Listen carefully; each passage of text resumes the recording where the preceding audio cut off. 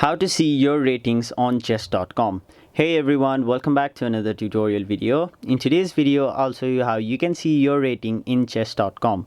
So, the process is basically the same whether you do it on a browser or the chess.com app. Simply open whichever one you'd like, and once the app or the website has been loaded up, what you'll have to do is simply tap on your profile icon on the top left corner of your screen, and then you can see that your ratings are these right over here. So my daily rating is 800, my bullet rating is 800, blitz rating is 800, and daily 960 is also 800.